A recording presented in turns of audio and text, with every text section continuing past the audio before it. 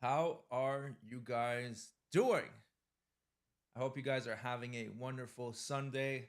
Today we have six topics, so quite a bit to talk about. And we'll wait just a second to make sure people have time to get in. But this one is going to be a good one. I did a lot of research for this one, very interesting topics. And just to give you guys a little bit of a channel update, so the channel is doing pretty good. We're at 800 subscribers, I believe, on YouTube. And on Kick, we have 25. On Twitch, we have 25. So slowly but surely, it is going good. So I'm just waiting to make sure that everything's good on Kick and Twitch. And turn up the volume. Yeah, okay, sure, no problem. Maybe I'm talking too far from the mic. All right, how about this? Oh, yeah, yeah, yeah. Well, thanks for letting me know. I put down the volume before because I was recording music and it was too loud.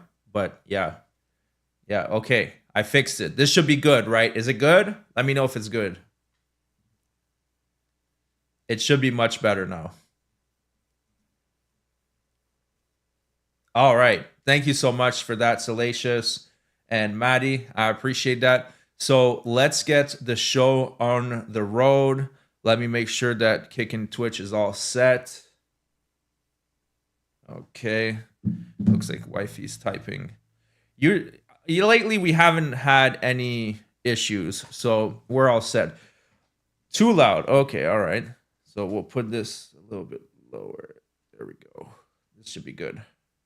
Yeah, don't troll me, Tech. I mean, Peck.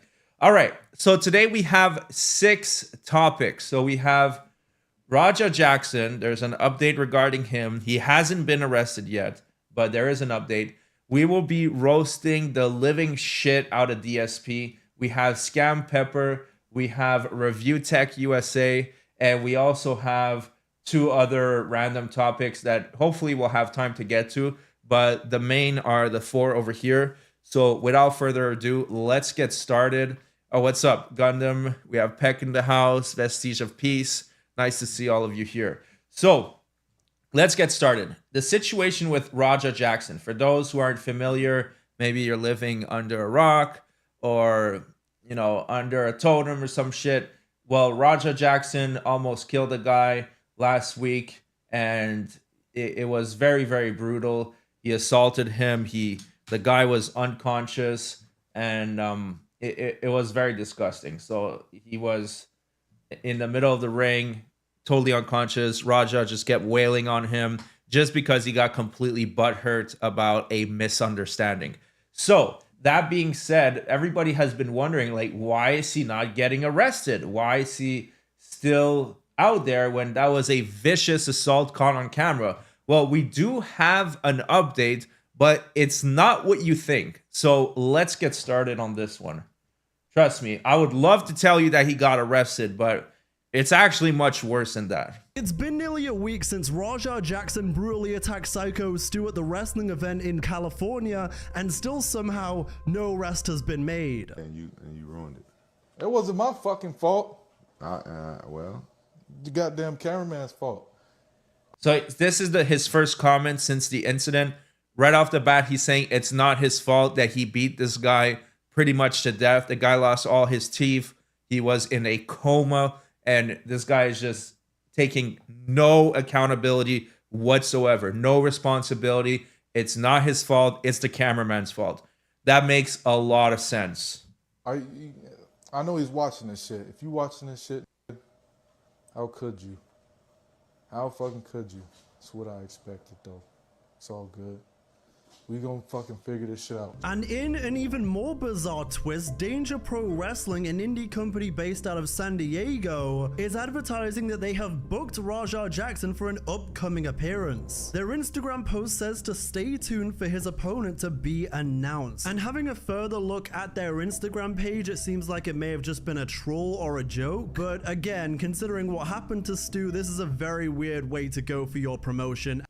So they're saying that they're going to hire him. Now they're claiming it's a joke. Like, this guy is actually getting clout out of this and opportunities. Maybe they were testing the waters. Maybe they were trying to figure out, hey, what if we did hire him for a match? Is that going to bring butts on the seats? Is that going to be something worth it? And then they saw the insane backlash. So they're like, haha, we're just trolling. We're just trolling. I'm sure they were not trolling. I'm sure they were 100% considering to hire him for a match, because right now it's a viral topic. These videos that cover Raja Jackson got millions of views.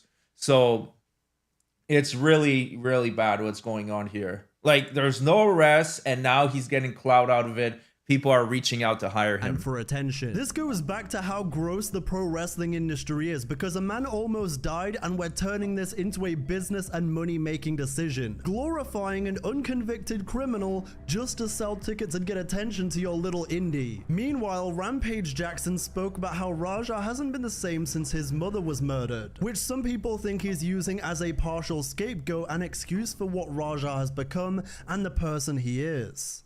But all I'm going to say is that my son hasn't been the same since his mom got murdered. He hasn't. And I know that.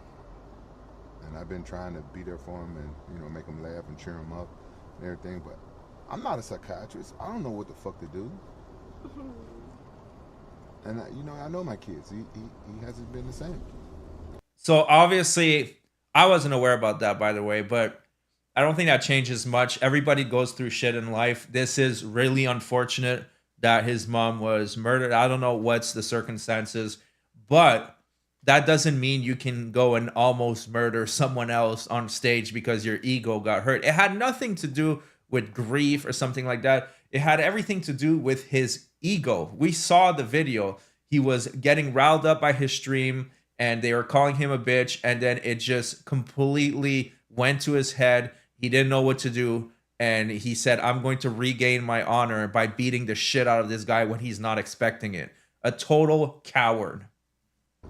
With me, like, he's just been distant from me. Like, he want to be more of a man and more of this. I don't know how to deal with this shit. I can understand your mother being murdered would be a traumatic experience. However, the correlation between what he did to Psycho Stu and that incident, I'm not really seeing the justification. We also had Michael Chandler weighing in with an interesting thought on the matter. He said, quote, he doesn't need punishment, he needs guidance. He's not a bad kid, just made a bad choice. Once I adopt him and get him hanging out with wholesome kids like Hap and Ace, we're gonna turn his whole life around. My brother in Christ, he's a 25-year-old grown-ass man. He's not a 14-year-old kid going through a phase. A lot of people seem to be handling this incident like he's a kid who shouldn't be arrested and should merely be counseled into a better member of society. That's what the prison cell should be for. Although, given that it has been nearly a week and we still haven't heard an arrest, a lot of people are worried he may get away with this. Others suggest that given the virality of the incident, the police are gathering all the evidence before they take further action, which is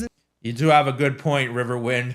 Stu did not kill his mom. Stu had nothing to do with this. And I have to agree that I'm kind of getting concerned. I'm getting concerned that he will get away with this because the cops, they saw, it's on camera. It's not like they need to do like forensic DNA or shit like that. It's on camera. It's the prosecutor has to look at this and say, yes or no. Like, it's that simple. Maybe review the kick footage, try to get the context, but it's a yes or no situation. And the fact that we're like a week and a half later and there's still no charges, or they haven't even made a statement saying, hey, we concluded the investigation, we're not going to pursue this, it's getting sus. So it looks like he might get away with it at this point. I would love to be proven wrong. I hope that tomorrow we get an update that he got arrested, some shit like that. That would be wonderful. But fortunately, it doesn't look like that's what's happening at the moment. insane because the entire crime from start to finish is available in HD. It's all over the internet. This wrestler, AJ Mana, was fired from his day job following the Raja Jackson incident, which he revealed on a podcast. You run in on his shit, you fucking give him his receipt. You remember what a receipt is? Give him that fucking receipt, bro. Tag his shit. I got a call from my fucking job. We saw the TMZ video. You're an accessory to an attempted murder. We gotta let you go. So I actually covered this on the 15 Minutes of Shame channel, and I did a really hilarious montage I think you guys will like it. You might have seen it already, but take a look at this. I think you're gonna really find this shit funny because this guy was so extra. He was doing so much. Hello. Take a look at this intro. I spent a lot of time on this. Take a look at this. Hello. My life is ruined over your lie. This is Andre talking. I'm from Compton. My life is ruined. As the Lord God Almighty is my witness. Empty it out. Will not be a lie that comes out of my mouth. We need an alibi quick. My life is ruined. I'm trying to absolve myself right now. How I'm gonna pay my bills because y'all just want clickbait. I'm from Compton. All right, so we have several that I'm from Compton. That shit is too funny. But yeah, so I made that update a few days ago. Yeah, basically he lost his job. And you know, it is what it is, dude. Like when such a viral event happens like that, you're on the wrong side of it. It is what it is. You are going to face consequences. That's the thing with being in the public's eye. Is the worker that brought him, you know?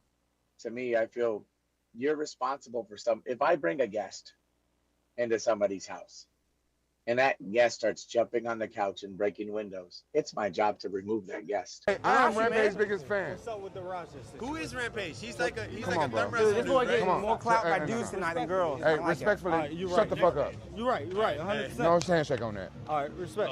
So he's getting upset that people are going to ask him about the situation. It's like, dude, this shit went so viral. You're there, you're on a kick stream. Someone's gonna ask you for an update. Like your son royally fucked up. Now you're trying to act like it's a messed up thing to mention it. People are gonna ask. You're around a bunch of YouTubers, kick streamers. They are going to ask, obviously. So yeah, kind of a weird reaction to have. I'm a dad. Respectfully. I know. That's what. Respectfully, You're shut the fuck up. 100%. This is a man pressing Rampage about the Raja situation. I'm dealing with this shit. Hey, I'm dealing with this shit. 100%. 100%, man. Respect, man, bro. That's why I said I apologize for even like coming up. You can't make me wrong. I apologize for even coming up to you that way. I'm getting a lot of racist threats and shit, nigga. But why apologize? Like you didn't do anything wrong. You saw Rampage Jackson. You're asking him what's the update on your son.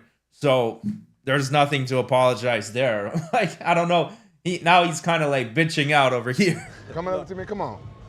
I'm getting a lot of racist threats. Motherfucker talking about killing me and my whole family, nigga. Over something my son did, I ain't got nothing to do with. What the fuck? I'm telling you, drop this shit. He a slider. Hey, bro, No. drop it, bro, drop it. Hey. Put my number in your book, No, fuck bro. that, You fuck need that. situa- No. I'm just telling you, I'm just telling you. Hey, we do some No, comedy. I'm telling What you. type of interviews you running? My tonight? apologies. I'm sorry about though. that. Hey, my Move apologies. on. For sure, huh? Goof ass motherfucker. But at least in positive news, it is now being reported that Psycho Stu is not only awake, but he is communicating again after this entire incident. The GoFundMe has now reached nearly $200,000 for his recovery as That is good. That is some good news. But the thing is that Raja should be paying for his medical bills.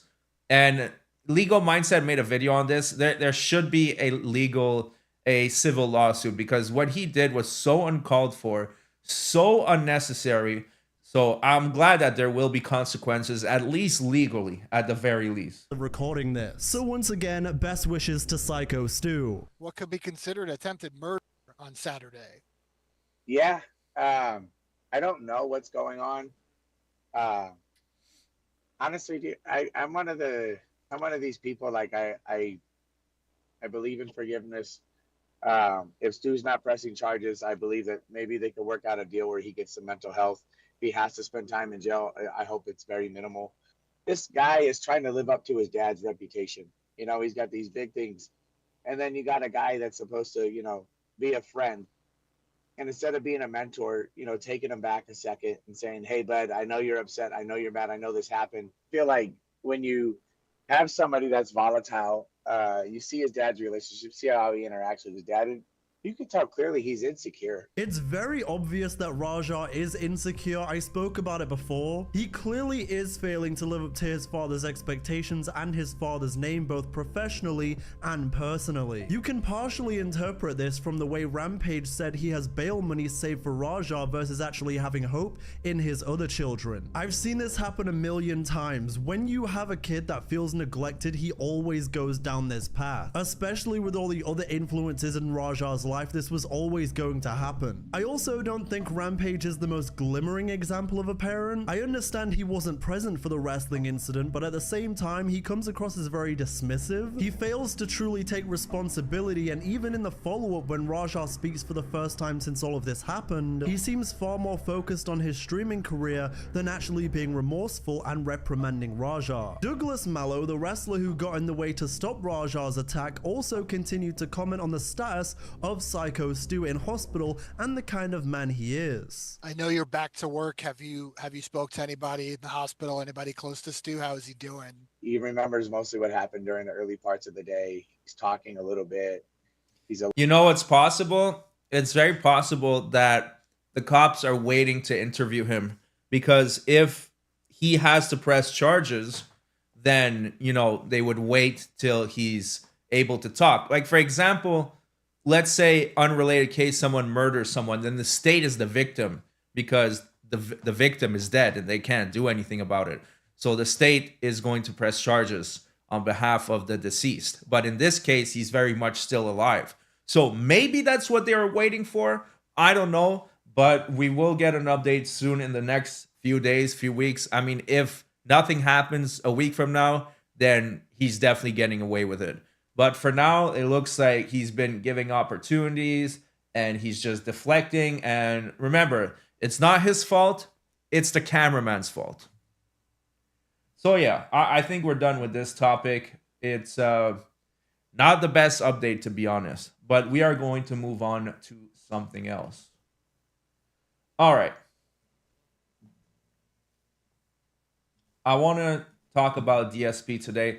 A few days ago, I believe it was last week, I watched a 3-hour video on DSP from a channel called The Wolverine Doll.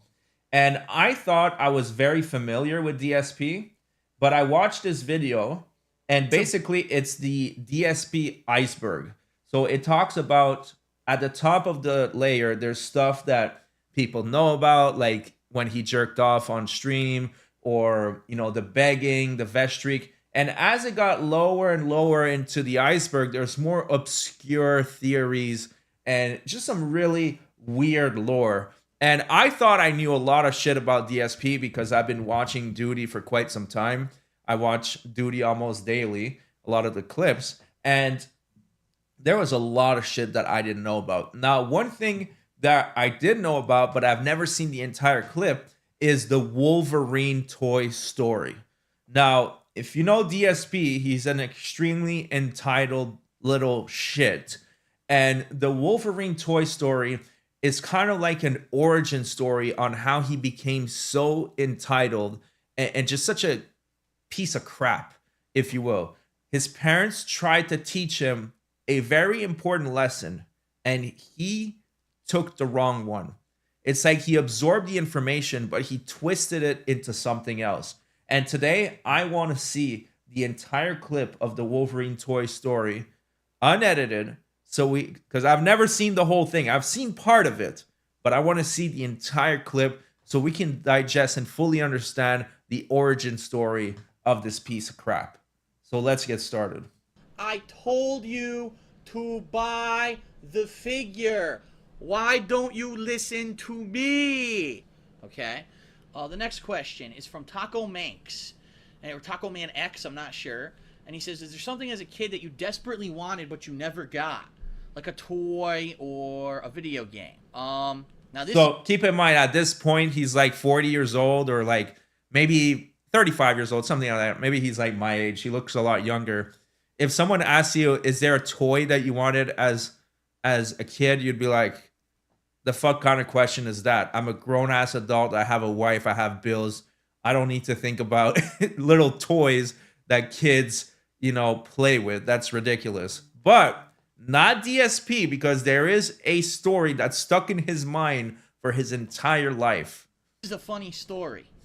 This is a very funny story, okay? When I was a kid, there was this one year, and let me, please, all of you on the stream, if you are a parent, if you plan to be a parent someday, please heed my advice, because this is something that just heed my advice. If you listen to this story, this will help you, okay? So, listen, I'm about to take parenting advice from the guy who has no kids and is a complete fuck up that begs on a live stream every single day. You heard that right. This guy thinks that I, a successful parent that knows how to raise my kids, will take advice from this bum. You heard that right. It's he hasn't even started and it's already mind-blowing. But let's hear you out, DSP. Let's see what you got. When I was a child, I was very different than the other children. My mom could take me to the local store. And what she would do is she would go to the toy department first before we looked at anything else in the store. She would say, okay, Philip, because she used to call me Philip. She would say, okay, Philip, pick any toy. And I would look around. Ooh, I like that one. And she'd hand it to me, and I would look at it. And the whole time we were in the store, I would just look at the toy. Look, oh, it's nice. It's an awesome toy. I would read all the packaging. Of course, I couldn't, very limited reading that I had back then, but I would read as much as I could. You know, look at colorful packaging. I remember back then the biggest thing was He-Man figures. So it was always He-Man. I would look at the figure. So it'd be hours my mom would be in the store shopping for different stuff or whatever. And then finally, at the end of the day, we would go back to the toy department, and I would put the toy back. And I wouldn't bitch and moan. I wouldn't demand that my mom buy it for me. I knew that that was just a normal day. She was there to go get groceries or whatever it was we were there for. And that when it was either my birthday or a holiday, that's when I would get my toy. And that's how I was as a kid. And a lot of you might be saying, what the fuck? And yeah, I don't know what it was. I don't know if it was my raising or if it's just the way I was. I was very content to see stuff for a limited amount of time, put it back, and then know that if I want that permanently, I can get it on a holiday. I don't know. That's just how I was as a kid. I just find it mind-blowing that he remembers all this shit. Like this had such a deep impact on his life that he remembered this story. Like he thinks about it on a daily basis. But let's get to it, Phil. What happened to your little toy? Grown man bitching about a toy. You can't even make this shit up. Okay, so I remember this one time. Now this was much later than that. That was when I was a small child. When I was much older. So we're talking. I was still pre-teens. But I was around that age, you know, the 10 to 12, whatever range. And I was heavily, this is the time of my life, I was heavily into comic book collecting. I would read every X-Men. So there were like 4 different X-Men books. I would read every X-Men book. I would read every single, so for certain Spider-Man and stuff. I was into it. I was into the Marvel comics at the time. And I remember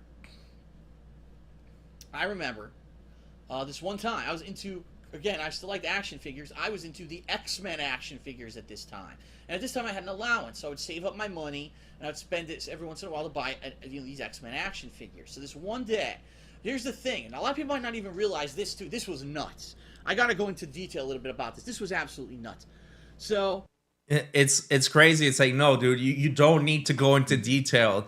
This is just a pathetic little rant from a grown man that's in his mid-30s that should be talking about, entertaining his audience, not this crap. You should be worrying about bettering your content, not whatever the fuck this is, this entitled rant. But we're about halfway through. Let's see. Toys are for kids, right? What happened back then is that because the comic book fad was so big, other things that were offshoots of comic books also became collectible and highly valued. So, for example, the X-Men figures. When they came to a store, the box would have like a lot of certain figures and very little of others. And one of the ones that was the variant that was rare was Wolverine, which was nuts. Why would you make Wolverine the variant that only has a few per box of shipment? Because Wolverine is one of the most popular characters in the X-Men universe. So the Wolverine figure was very rare at the time, okay? And I remember... I went to a comic book store one day with my parents, and the Wolverine figure was there, and it was expensive. It was like maybe, I think, 20, 25 bucks, when really the other figures only cost like 7, 8 bucks, so this one was worth 3 to 4 times more than a normal figure because of its rarity. And I turned to my mother and father, and I said, guys, listen. He sat them down. I can imagine this little shitbag, yay high, saying, Mommy and Daddy, sit down. I need to talk to you. I really need this Wolverine toy. Oh my God, man. Grow up, dude. I want that action figure for my birthday. So, please, what I would ask you, I've never asked you to do this before. We know how rare that figure is. We know we've been to stores endlessly and we've never seen it in the flesh. It's finally here in front of our faces. Please buy the figure now. Hide it from me for whatever, for months until my birthday, and give it to me on my birthday. This will ensure that I will get this action figure because we know how rare it is. And it's the first time we've seen it. And I begged with my parents, and I pleaded with my parents to get it, right? He begged. He begged. It's like his begging was ingrained. He did it even as a child. He has been begging for decades. Multiple decades of begging. So the way it worked is that maybe once a week we would go to the comic book store. You can't. He's crying. So like 1 week, 2 weeks, 3. Look, his eyes are watery as he's reliving this traumatic event from not getting his toy. What the fuck, dude? Get a life. 3 weeks in a row, they still didn't buy it, right? Week 4, we go back. It's gone. We Oh, asked the no. store owner what happened. Someone bought it.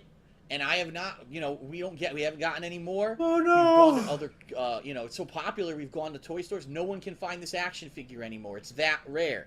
Because it was the most popular character at the time, Wolverine. He was the rarest figure because he was the variant figure in the box figures that would be shipped to toy stores. So my birthday came and passed, and guess what? My parents go, "We're very sorry, Philip, but we couldn't find the action figure." I said, "I told you to buy the figure. Why don't you listen to me?" Like, Yo, the entitlement. He's like, "You dumb fucks, I told you to buy it. Why are you not listening to me?" Oh my god. Dude. And it's like, okay, maybe when he was a child, he told them that and he was like, "Oh, that figurine, it hurt me so much. I don't have it for my birthday." That's one thing. But as an adult, to tell this story as an adult is an entirely different thing. Like, this is really fucking pathetic, Phil. The fact that this story stayed with you for all these years and you still think about it, it is nuts. Like, that is mind-blowing. And I'll get to what I meant at the beginning when I said they tried to teach him something, but he took the wrong info out of this life lesson, because this was a life lesson. Don't get me wrong. It's just that he didn't absorb it. it was such a no-brainer. All they had to do was buy it then. They could have hidden it forever. I would have never bugged them for it till my birthday. I knew I was going to get it on my birthday. Because they didn't buy it, I didn't get it. I didn't get that figure. I kid you not. I did not get that figure for almost a year. And the reason I got it is because the figure manufacturer realized it was so popular that they were idiots for not making enough. They did a second run, and of course now the figure was valueless because everyone had it because it was the second run figure. So I did. So it would have been valueless anyways, because then a bunch more would have been made, and you still got it a year later. Who gives a flying fuck? How are you talking about this in your mid-30s? Holy shit, Phil. Earning the hate. Earning the hate. Eventually get it, but it was the second run, and of course now it's a year later. Do you really think that something I wanted a year ago is as valuable as, you know, but then I was already starting to move into other stuff. So I give you this advice: if you're a parent and your kid definitely tells you they want something and you see it ahead of time, you fucking buy it. You don't wait, because this is what happens every year with remember they had Tickle Me Elmo? They had all these toys every year. There's the hot toy, and parents don't listen. They don't buy it when they see it. They wait, and then all of a sudden, last minute, everyone goes to buy it, and you don't get it. And now you look like an ass in front of your kid that you could. No, you don't look like an asshole. You are teaching the lesson that a toy is a toy. That's all it is. It's just a toy. It doesn't matter. The lesson here was that, yeah, they could have bought it, or they couldn't have, and it doesn't matter because it's just a little toy. It doesn't matter at all. In the priorities in life, that's at the bottom. Way down here at the bottom. You got something else for your birthday, I'm sure, and you should appreciate that you're getting anything. Because a little shitbag like you that talks to their parents like that, I wouldn't give him a lump of coal. You wouldn't get nothing. You don't deserve shit.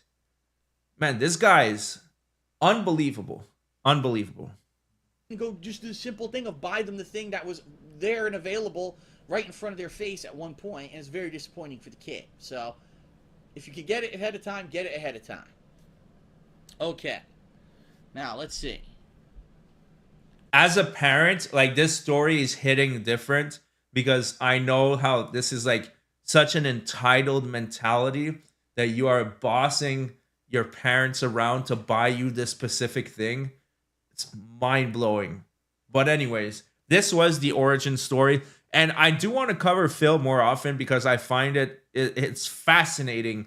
A creature of greed like that. Like, when you think about it, this guy has almost all the 7 deadly sins in one. Like, he's the embodiment of the 7 deadly sins. So he has greed, right? He has lust when he jerked off on the live stream.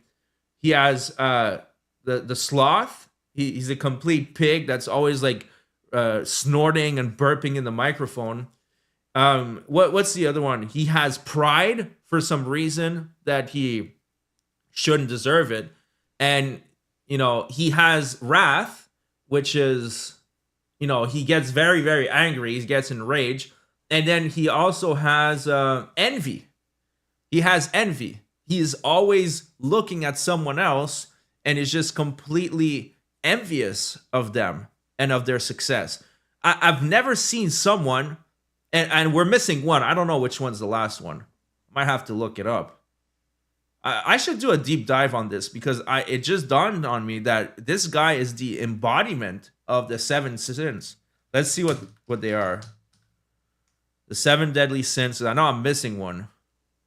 So pride, greed, wrath, envy, lust, gluttony. Gluttony. Absolutely. You see him eat like fast food multiple times a week. Yeah, he has all of them. So yeah, this needs further investigation because I've never seen all of these sins embodied in one individual. I will make a follow-up on this, and I think I'm going to do it on my bigger channel, 15 Minutes of Shame, because this is insane. It just dawned on me, and that's like, I didn't plan this out, but it's like, as I'm thinking about it, because I played this video game called Darksiders 3, and you hunt down the 7 deadly sins, and he represents every single one of them. It's mind-blowing. All right, so we'll leave it at that. I will make a follow-up on this because this is too good to be abandoned. This needs to be explored further. All right. So, how did you guys like this segment? Let me know if you think I should cover him more or every 2 to 3 streams. Is that too much? Because this guy is like a pit of content. There is just so much to talk about, but I don't want to be known as a full-time detractor, because if you start posting too much DSP content on your channel, you will be only a, you'll be known only as a detractor. And then when you post about some other shit, people won't be interested. It's kind of like what happened to me with Johnny Somali. I posted so much Johnny Somali videos on my 15 Minutes of Shame channel that everything else started to get diluted, and now it kind of fell off. Yeah, Vestige of Peace. If you don't know anything about him, it might be better, to be honest. It might be better. All right. It needs to be explored deeper. That's great. Because like I said, I watched this rabbit hole, the iceberg video. It was 3.5 hours, and I watched it almost in one sitting. It was fascinating how much there is. Like, there are theories. Like, there's some theories that are really out there that are like this guy might be wearing a human suit because this guy was playing a video game and he was like, hey guys, remind me to blink. If I forget blinking, just remind me to blink. How the fuck do you forget how to blink? Like, that's like a natural human, like, automatic, thing that you do. So anyways, it's very deep. We'll leave it at that for today. Let's move on to the third topic. All right. Stream's going good. We're going through this at a good pace. I am gonna need to get some water soon. DSP and Cerrone would be one of the best things ever. Oh my god, I imagine having DSP and Cerrone on a live stream. That would be unbelievable. Yeah. All right. So let's see how much viewers we got today. By the way, let me ask you guys something. Should I stream later on at night? Is afternoon too early for you guys? I know you're all here, so it must be good for you. But I remembered that last time when we streamed at night, we had a lot more viewers. So I'm gonna try to figure out what's the best time. But so far we're doing good. All right, now we are going to talk about Sam Pepper, aka Scam Pepper. So if you guys are familiar, on Kick, they have these events where, for example, Ice Poseidon put a bunch of Kick streamers in a makeshift prison and he would torture the shit out of them. And then the winner gets $50,000. Now, in this case, Sam Pepper tried to do such an event and he failed miserably. The viewers were promised $40,000.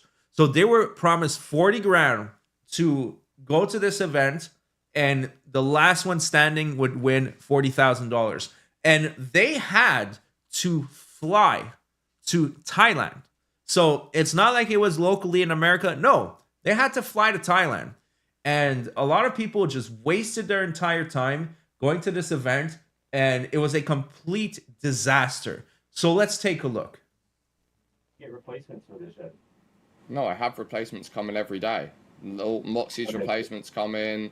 I have another guy ready to go in today if you leave. Like the house is continuing. Okay, yeah, let's yeah, I'm gonna leave, Sam, but if you need help with fine. If not, I'm probably gonna head to Boeing. I'm glad you enjoyed your free flight here. Thanks for hanging out for a couple of days. I didn't get a free flight. So that was extremely condescending. He's like, I'm glad you enjoyed your free flight. Like, oh, look at me, I got you a free flight. And this guy's gonna tell him, nope. I bought my own flight, but yeah. I mean, bro, I lost all the money on the flight that I paid for you. You lost $400, dude. You told me that I'd get $200 or $300 an hour on KCIP. I'm getting $4 an hour on KCIP. This but Eli, you know KCIP fluctuates up and down. My KCIP is lower than it was when I was in Miami. I was getting $27 an hour. Everyone's is. That's how it goes. It goes up and it goes down. $4 an hour, dude. Okay. That's pretty crazy. So he was promised $400 an hour, and he goes there and he's making $4 an hour. Like, that is nuts. That is way, way below the mark. Now, by the way, you have a good point, Salacious. Make sure that you are in my Discord. I will leave the link in the description of this video. Come into the Discord because that's when I announce that I go live. Like 5 minutes before going live, I'll say, hey, everybody, I'm going live. Make sure you're in my Discord. So now this guy's leaving. He's realizing that this is a total waste of time. So he's bouncing. It's going to have a domino effect. You'll see in just a moment. Eli, all right. At 27. Sure. But okay, so you're leaving right now, okay? Yeah. All right, I'm just going to let them know you're walking out the curtain now. All right. Love you, Sam. I think you did a great job. It's funny, I don't know why Eli thinks that he's going to do better outside of the house than inside the house. He makes no sense. So this is the content house. It's just basically a bunch of streamers in a room, you know, one's shirtless, there's two chicks, and they're just like non-tent. The best way to describe this is non-tent. It's just boring. Nobody's watching. It's just a complete snooze fest. And, you know, I'm not surprised. Like, this guy over here, Sam Pepper, let me just say this about Sam Pepper. He's a piece of shit, but he has the most aggravating voice on the entire internet. And it's not because he's from the UK or British or whatever. There are some people from the UK, their accent doesn't bother me at all. But this guy's voice is so whiny and bitchy and just so pathetic that he, without a shadow of a doubt, has the whiniest and most pathetic voice on the internet. And I can tell you that for a fact.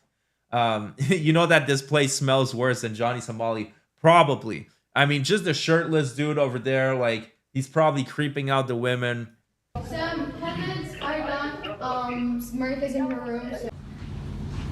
So then there's this incident where this woman goes and destroys this little doll. Now, the little doll was given to one of the contestant by the contestant's mother that passed away. So it is messed up. It's pretty messed up to do something like that, to destroy memorabilia like that. At the same time, it was kind of risky to bring it here when there's so many degenerate kick streamers. So, you know, kind of a risk, but let's see.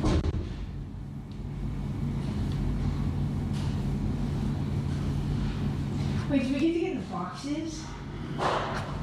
Do we get to be in the boxes? Trapped in a box for 24 hours? Please just take a seat and don't touch the boxes.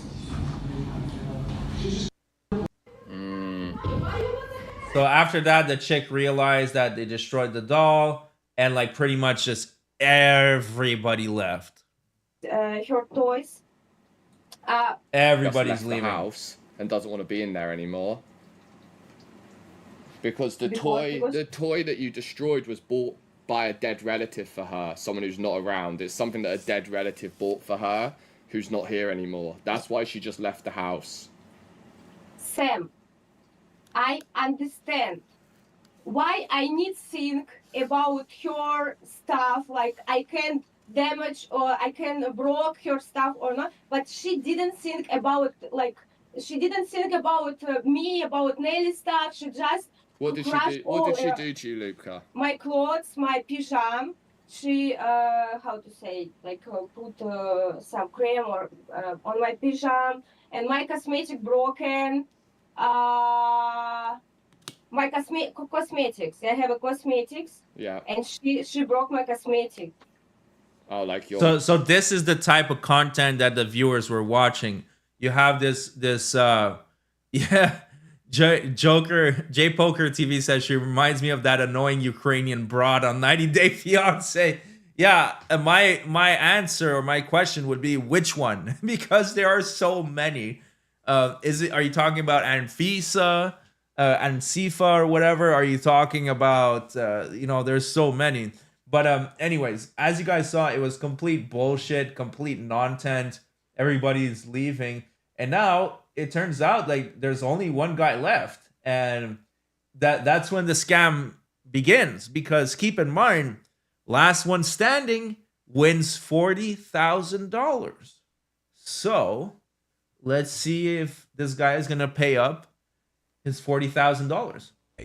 And the crazy crypto girl Nelly leaves too. After that, Sam realizes the non-tent event should end. So what? You're right. Yeah, I was telling the stream, like, me and you have already talked, and we've said that, like, to try and build back the cast whilst being live, and like you being the only person that stayed in since the beginning, I'm just gradually trying to fill it with more people as quickly as I can. It's going to be a show. Hell yeah, that's what I'm saying. So it's like the margin for error is way too high with that. Yeah. The margin is just, yeah. And like, yeah, it's like I'm going to be getting people in, and as I'm getting people in, people are fed up of waiting for people in, they're going to leave too. So it just doesn't make sense to do it this way. Like, if we're going to do, like, you know, if the event's going to continue, it needs to continue, like, I don't know, it needs to continue fresh start or So he's basically saying the event is over. I'm suspending the event. So by default, since this guy is the last guy there, he won. Give him the $40,000. Now this guy's about to realize that there's a scam going on, and he's on the losing end of that scam. With a different kind of concept, and like I don't want to keep you in the you know, if it wasn't you in the house and there was just like a bunch of like, you know, whatever, I wouldn't really care. But like I don't want to keep you in the house away from like what you can do when I'm working out what I can do, and I don't think it's fair. It's not fair on you. Yeah, it's just simply not feasible for me. Like, as simple as that. And I know you're gonna go out and make banging content anyway, and I hope. Sorry, Nelly's asking for her contract right now, and she won't leave the house until she gets it. Jesus Christ. One Wait. second. No, you good. So what are you trying to say? Like, just be upfront. Yeah. What are you trying to say? Are you scamming me right now? How much money am I getting out of this nonsense? Like, seriously. And that's the thing. I've been around swindlers like Sam Pepper. Like, they're just trying to like sweet talk you into something and trying to get you to buy something or trying to get you to accept a situation. And that's what's going on right now. This guy is getting swindled. But trust me, I've watched this and it gets way worse. It's about to get so funny, trust me. I mean, we're realistically gonna have to call it, right? Yeah. So call it, go home, like, you know what I'm saying? Yeah, I mean, like, you're a free man. Who's the winner? I mean, I guess, Mike, technically you're the winner. Technically, I'm the winner. I mean, So- you're the one that lasts the longest. Wait, hold up. I mean, bro, you want to stay? Okay, let's just be upfront about it. Basically, you're saying that It's really hot. Wait, let me turn my AC on. It's getting hot in this room, mate. Yeah. Carry on. Yeah, I can imagine it's getting hot because your bullshit is getting called out. And this guy is realizing that you're fucking scamming him like the piece of shit that you are. so basically you're saying the event's over, Yeah. prize is over, everything's cleared. I mean, the prize fund was like my payment if the event lasts 30 days. You know what I'll do? This is what I'll do. I got an idea. How about like I can give you like a shout out on my stream or something. Like I can give you a 2 hosts. A shout out on his stream. It's like, dude, you are streaming right now. People are watching you scam him. What is a shout out going to do? The shout out isn't going to accomplish anything. Is the shout out going to pay $40,000? Is this guy going to be able to go to his mortgage company and say, hey, I can't pay my mortgage, but I do have a shout out from Sam Pepper. Yeah. What up? So you're saying, in exchange for the cash prize, you're gonna want to give me a shout out on your stream and 2 hosts on Kick.com. Free hosts, and I'll pin that Mike is the greatest streamer that's ever existed for free streams as well. You know, yeah, like I said, like I told you I'm happy to give you something earlier when we talked off stream, and I'll still be happy to give that to you. I know it's not 40k or whatever's left, but like something, like I mean, like bro, here's the thing, bro. I'm not super trolling, like bro, dead ass. You know what I'm saying? You gotta be fair, like bro, just keep it a buck. What am I going home with? You know what I'm saying? Okay. Yeah. What are you going home with? How much money is going in this guy's bank account for putting up with this shit? Now, his response when I first watched this, oh my God, it made me laugh so fucking hard. I'm going to rewind that just because you have to see it in one sequence. I don't even want to interrupt that beautiful moment. Take a look. You know what I'm saying? You gotta be fair, like bro, just keep it a buck. What am I going home with? You know what I'm saying? Okay, this is what I think you're going home with, to be honest with you. Okay, I think you're going home with a great experience to tell your future kids. Okay, you're in Asia, which you can travel around and make great IRL content. Okay, and also, me and you finally get to meet, and like you can call me your friend now. So, yeah, back to the mortgage analogy. Hey, I'm not able to pay my mortgage, but I am going to pay you with this amazing, beautiful experience that I had with Sam Pepper. Yeah, you can't make this shit up. It's like, dude, are you going to give him some lube before you fuck him in the ass like that? Or you're just going to go straight in? Because it looks like you're about to go straight in. What the? Asia, you're my friend. Future memories for life. That's it. Bro, I'm like, I'm like I said to you, I'm already 30k in the hole right now. It's like, you know what the problem is? It's Ice Poseidon. It's his fault. Because, bro, he's always giving these runners up like... Yeah, it's not your fault. It's Ice Poseidon's fault. Okay, sure. Make it make sense, buddy. It's like anything to refuse to accept accountability. You can't even make this shit up. He's saying it's not his fault. It's Ice Poseidon's fault. Ice Poseidon, from my knowledge, had nothing to do with this event. Nothing at all. And yeah, he's like laughing at his victim as he is scamming him. It's horrible. Oh, here's $250,000 for being a runner-up. Like, it's his problem. He has too much money, and he makes all the rest of us look like we're scamming when we're like, oh, do your stream, like, get your flight here, get a nice hotel, a really nice hotel. I've got a nice one for you. Get a nice hotel, and also here's 2K as well. Like, I ain't gonna lie, you gotta play the high IQ move here, right? You know what I'm saying? You're literally scamming in real time, live on Kick. Look, man, it's not gonna be good face for you. Let's be honest, right? Deep down in your heart, do the right thing, and we'll be boys. Let's just be real here. All right then, I got you. So we'll catch up again, like, whatever. You want to do a stream together or something whilst you're here? I'm down. Stream together? Yeah, I can take you to dinner or something. Take you to one of my favorite spots.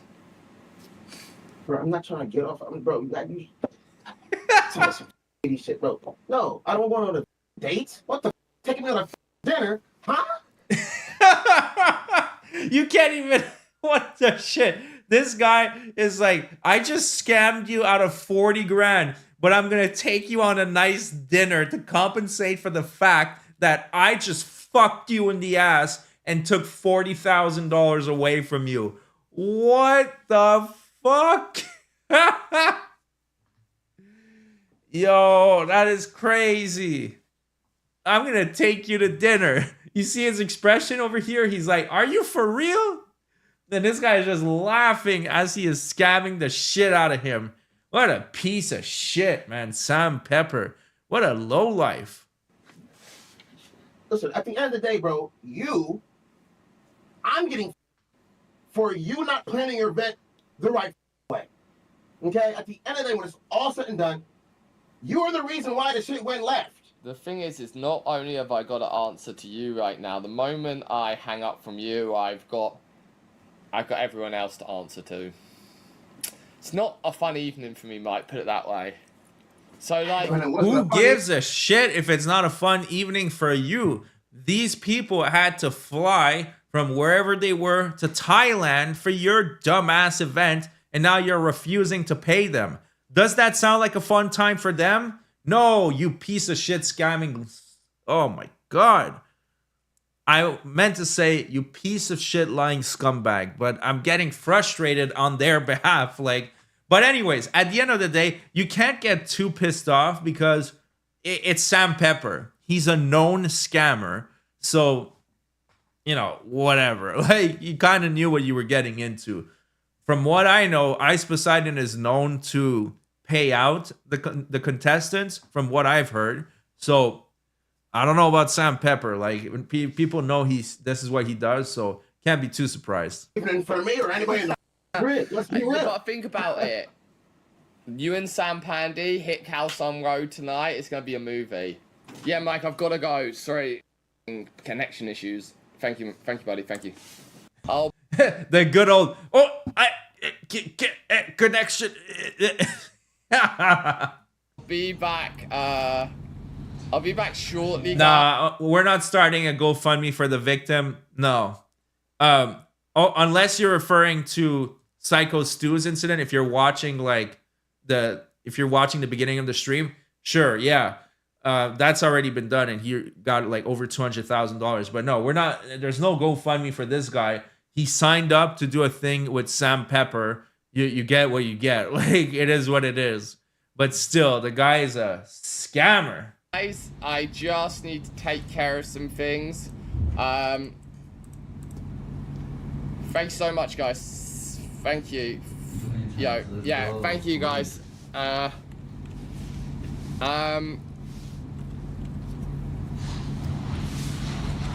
You see how he's squirming over there? he is squirming. He's like, thank you. I just pocketed the dough and I'm leaving. What a piece of shit. I'll catch you guys later with an update. Update later, okay? Update later. Update later. All right. And that's how Scam. Okay. Yeah, you just scammed some more people. Great job, Scam Pepper. All right. So, how did you guys enjoy that segment? That was a lot of fun for me.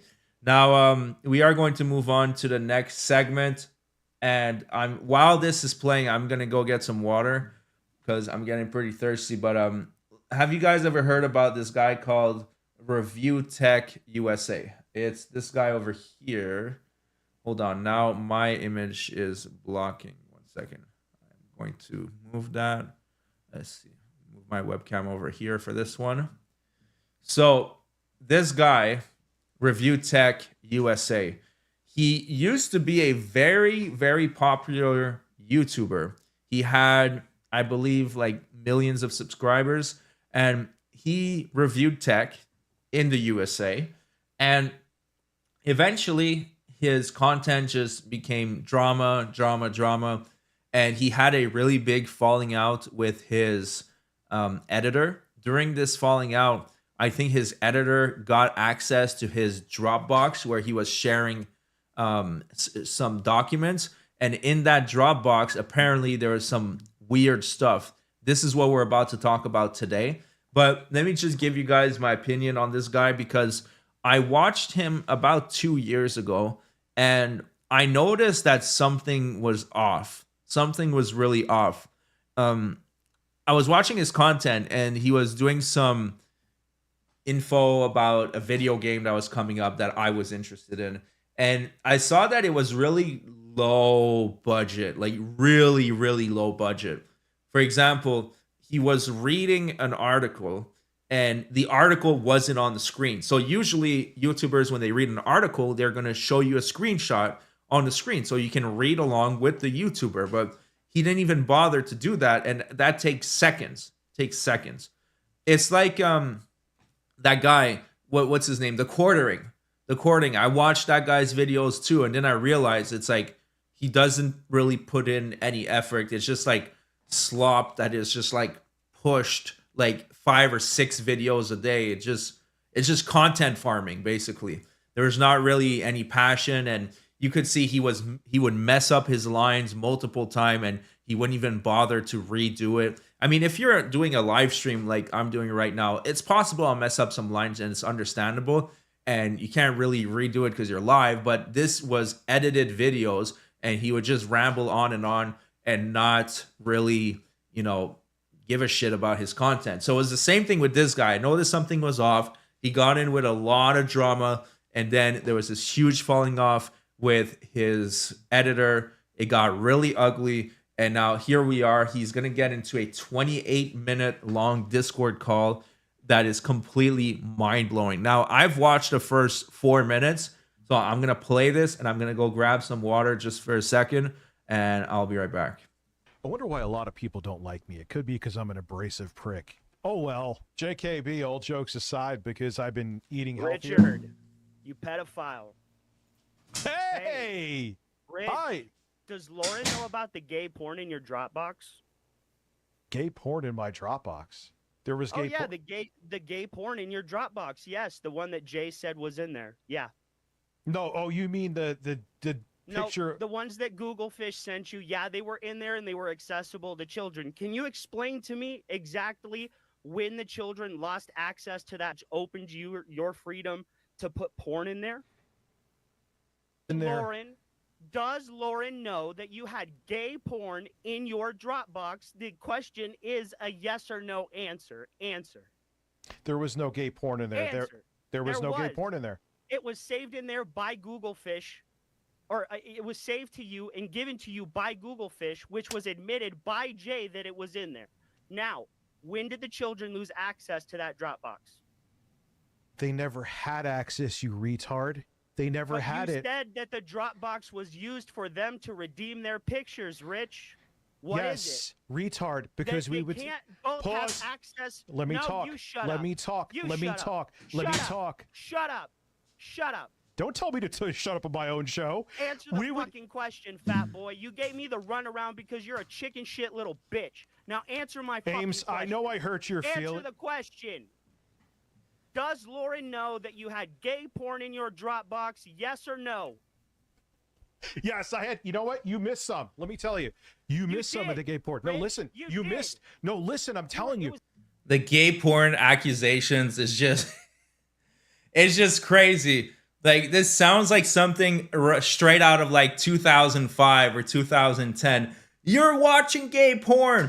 But the thing is that he's saying that the kids have access to this Dropbox. So the implications are pretty serious here. We're talking about child neglect. So let's see where it goes. I've watched the first like 4 minutes. So I saw exactly up to maybe 2 minutes from now. Let's see what happens.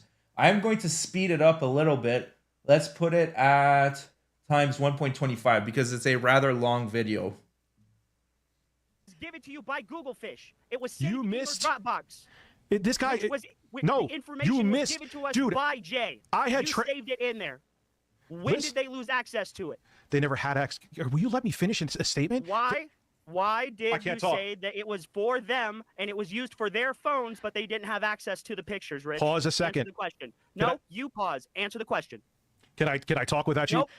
Answer the question. That's all I want to hear, Rich, is you answering the question. I don't want the bullshit answers. It's a yes or no answer. No, it's not. They never had access to that. Yes, it is. Then you're lying, Rich, because the Dropbox was for their pictures. No, it's Eric, dude. Eric, that is I'm what looking. you said. I'm not Eric, dipshit. I'm Ames. Stop Why are you stuttering, okay? fat boy. Could you stop? You stuttering. are very Stop emotional. stuttering. You are very emotional. Come on, bro. Come on, dude. Answer the Can question. I show you something? Here is the I'm Dropbox not right even now. watching your goddamn stream. Well, I that's don't care. well, Answer that's the good. question. Can Answer the you? question. Oh my God. Answer the question. You gave me the runaround. You pissed me off. Answer the fucking question. I didn't give you the runaround. You This is made only me do a bunch of bullshit to do something that Shut up a second and let me talk. Shut up a second. Get on. You need to get on meds and leave your house and shower. Shut up a second. Yeah. I've dealt with people like that they just bombard you with questions, and then as you're trying to answer, they hit you with another question. And right now, the guy is being intellectually dishonest because if you're really trying to get an answer out of someone, you should let them talk. And you want them to talk a lot. You want them to talk and talk and talk so they incriminate themselves if you're trying to get evidence out of someone. Now, you're not going to accomplish that by just berating them with question after question, but that is the strategy he's going for. Let's see how it pays off for him. Sure, I leave my house. I have a job. You live with your mom on a pull-out fucking Amazon Basics futon sofa bed in the basement, bitch. And you know what sucks? I make more in a day than you probably make in 2 months. Anyway. Oh, yeah, I'm sure. Why don't you go hide in your basement and buy a gun because you're scared of little girls, you fucking bitch? What does this have to do with? It is my Dropbox. No one has access to it except me. Dropbox. No, it's a child's Dropbox that was used by children. No, it's not. That's what you said, Rich. Can I finish my statement? Can I finish what I'm saying? You're lying. No, I'm not. This is my Dropbox, and we would take their phones and back up their pictures there. So shut up with that. So shut up with that. Shut up with that. But it doesn't. Okay. Listen, Ames. Listen, I Ames. asked you about it before. Shut up. You didn't have A second. No. Let me finish. He's like, shut up. That is too fucking good. I mean, I don't blame him. Like the guy's being pretty extra, but at the same time, I'm trying to get to the bottom of the story of like what's going on with this Dropbox, and it's hard to get to it when they're just going in like a pissing match and like a dong measuring competition. It's like I don't know if we're gonna get a definitive answer out of this. Maybe I need to do a little bit more research into that, but holy shit, man. Saying a word. Answer my question, and you're gonna shut the fuck up. Ames. Answer the question. Ames. Jay is here right now. Jay is here right now. Talk about Jay. Jay's a little bitch too. You're both bitches. It's a child's. Can you answer? Pause and let me answer the question that I have here. Shut up. What happened to the? Dude, I'm gonna hang up on. I'm gonna hang up on you unless you have a conversation. Then hang up, bitch. Prove to everybody how much of a fucking coward you are. Hang up. Because you're just rambling over me and you won't answer. Why? No, because you don't answer the fucking Shut question. up and answer this a second. This is all I had you on for. It is my Dropbox that I backed up files to. It is not a child's Dropbox. You brain dead, mentally disturbed. Let me finish. Here is the thing. Shut up. Shut up. It was answer a child's the question. Dropbox. It was a child Dropbox. Listen. A child's Dropbox. Okay, it's a child's Dropbox. Okay, That Cole, was used do me a for favor. pictures So apparently this guy was watching a video from Smash JT with his kids while he's topless and wearing a Sonic hat. No, I've never seen that, but this guy RTU, one thing's for sure, he loves to humiliate himself for pennies, you know, for $5, $10 super chats. He's going to suck a cucumber, you know, to, I don't know why, man. I don't even know why. He has the cock over here. He's going to kiss the cock multiple times per stream. The guy is completely unhinged and desperate. And he also does a lot of weed gummies on the panel, which is like fine, I guess, if it's not affecting you too much. But he takes so much of it that he starts like becoming brain dead, and he starts talking very slowly. So yeah, it's not looking good for this guy. Do me a favor. Call the feds on me. Call the feds. How about you fuck off? How about that? Fuck you. Okay, you don't want me to, you're obfuscating, you don't want me to answer this. Why did I have to show my flag history, which there was none? Because you have a history of flagging people. Hello, Anna Doyle, how are you? Oh, yeah, okay. Yeah, that was a great person. You have a history of it, you dumbass. So why does it, that doesn't matter. Eric doesn't. Eric doesn't, Rich. Okay, so he'll have no problem showing it then. You mean like you didn't have a problem until Keemstar literally had to turn your fucking arm until you had no choice? Rich, come on, man. Shut up. And they even said there was nothing there. No, pause. No, you do this where you try and interrupt people. I'm going to pause. You're right. I'm going to mute you a second since you won't shut up. Listen to what I'm saying here. You could, whatever. You think that I don't really blame him for muting him. Like, I've gone into really heated debates with people before, and sometimes I have had to mute them. The thing is, muting someone, you don't want to use that. That is a last resort option. But in certain cases, when you're trying to you're trying to answer the question, the person is just berating and screaming with more questions and doesn't really let you talk, then in that case, sometimes you may not have a choice. So you should be able to control the conversation as a strong individual. Obviously, he's not. He's more of a beta cuck, might I say. And so it is what it is. But yeah, I don't really blame him for muting him there. Have a bunch of gay porn in there, and it's a child's Dropbox, which that's a first I'd never heard of before. Why, which I've shown multiple times, do I have to show my flag history, which I did. I showed it real time on stream. It wasn't a screenshot. And you're just saying Eric doesn't? When people are coming to me saying they're getting content flagged that just so happens to have to do with him? Now you can speak. Wait, you have to ask to unmute? Did you hear me now? Did you hear that?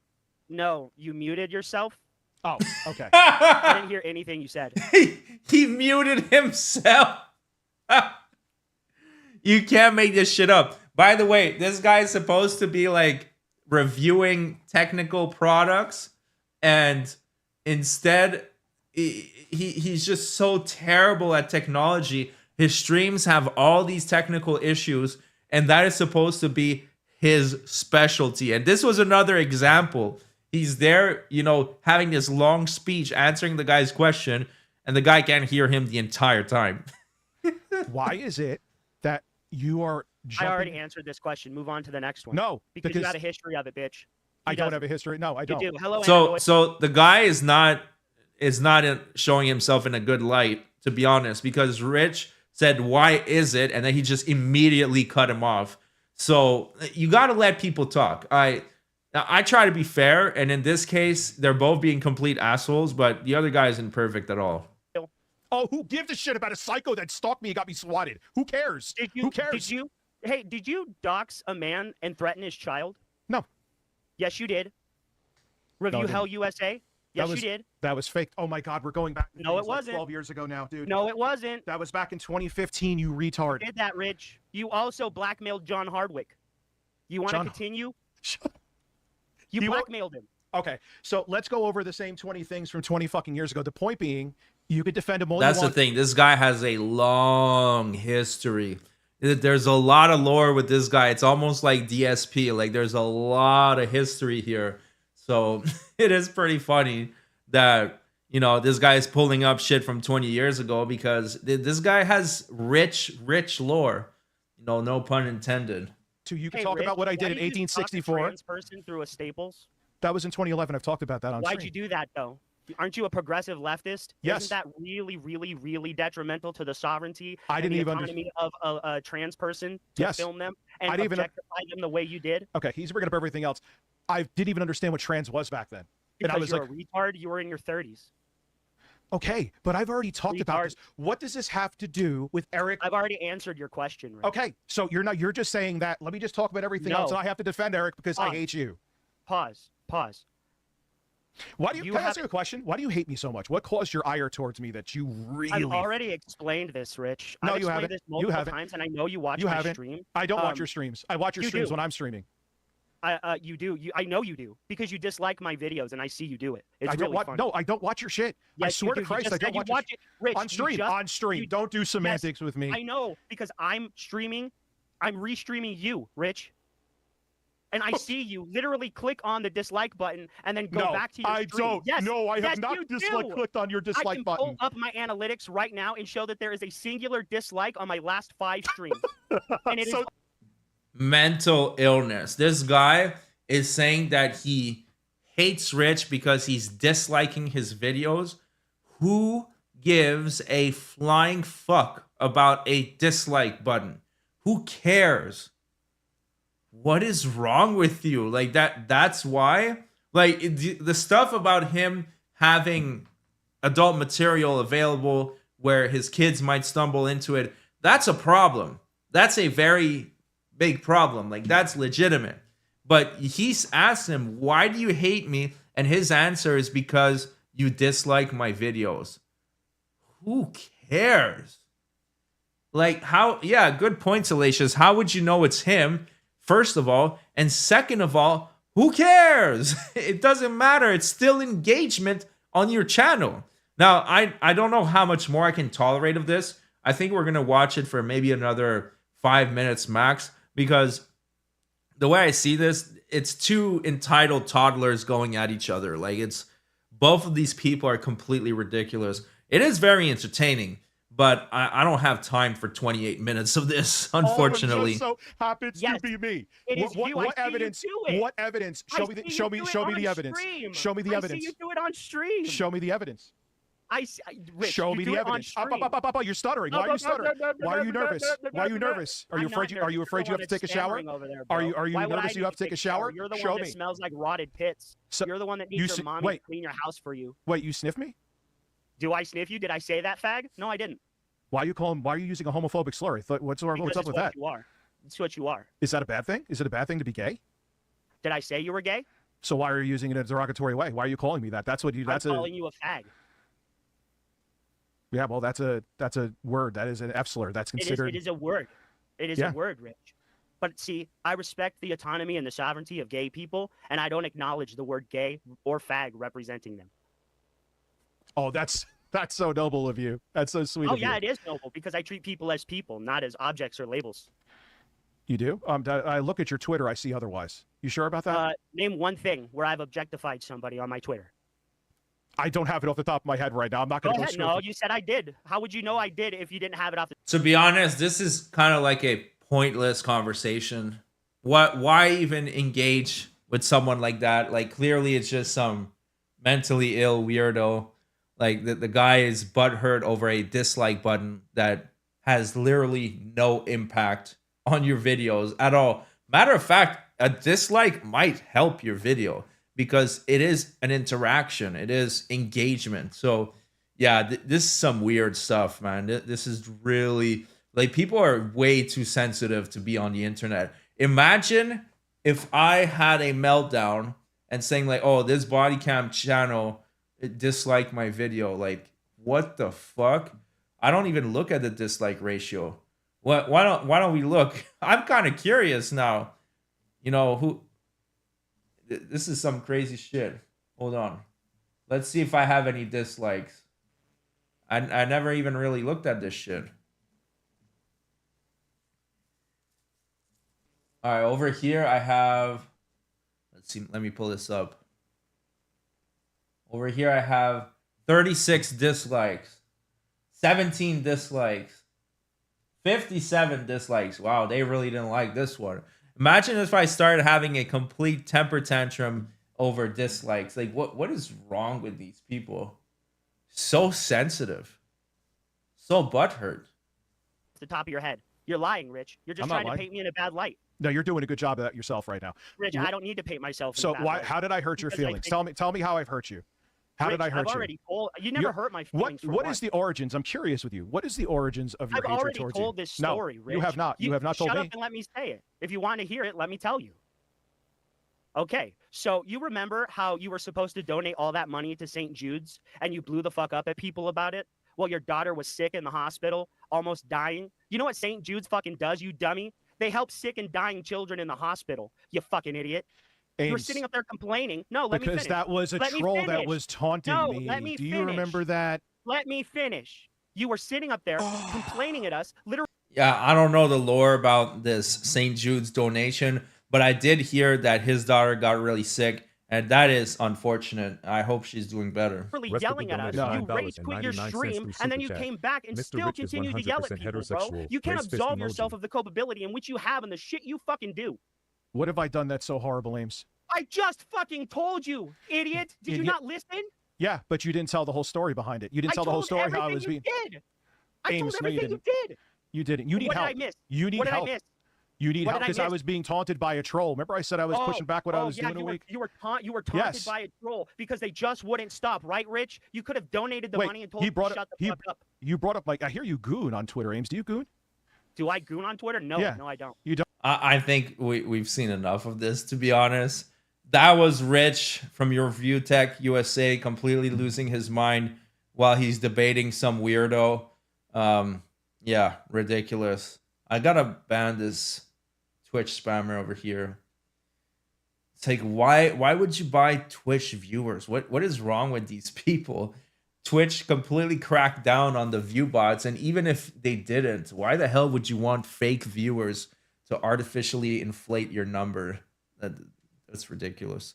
All right, we are done with this topic. Okay, so we have 2 left. I think we're gonna do both. I have about 25-30 minutes left, and I think we will have time to do both. Let me just move my webcam over here. So this is a very interesting video called "When Streamers Forget They Were Still Live," and it's funny because the thumbnail is a little bit of clickbait. It's Sniper Wolf taking off her shirt. Yes, nobody is watching. So obviously that's some clickbait nonsense. But, you know, a lot of these channels have ridiculous thumbnails, and it's fine as long as the content is good. And this video got 1.6 million views on a brand new channel. This channel has only like 60 videos. And it looks like they're reusing the Sniper Wolf thumbnail so much because I guess it did good. If I had to guess, like, this is probably an AI slop channel, but that doesn't mean that it won't be entertaining. So let's take a look. There's a lot of these AI slop channels. Basically what they do is they'll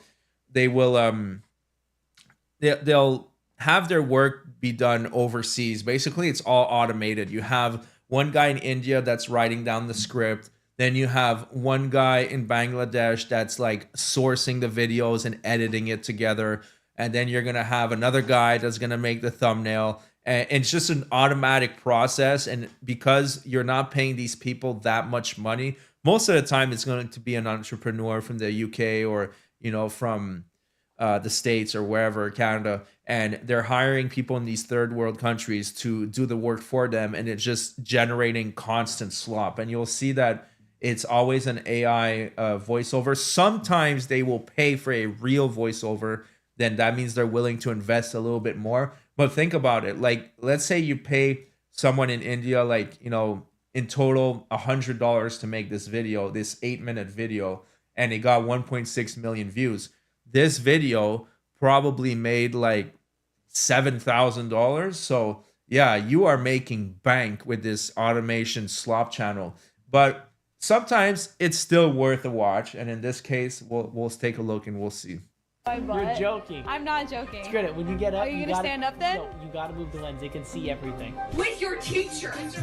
Wilson. No, I didn't. Yes, you did! Oh, I did it, huh? Just From an unexpected walk-in by her mom to entire moments flipped by just one question. These are some of the funniest times streamers forgot to hit stop on their recordings. First up is a streamer named Linu. She's got 80,000 followers on Twitch and over 100,000 subscribers on YouTube. In this specific clip, she's dealing with some kind of button issue, but what follows is completely out of the blue. Just watch this for yourself.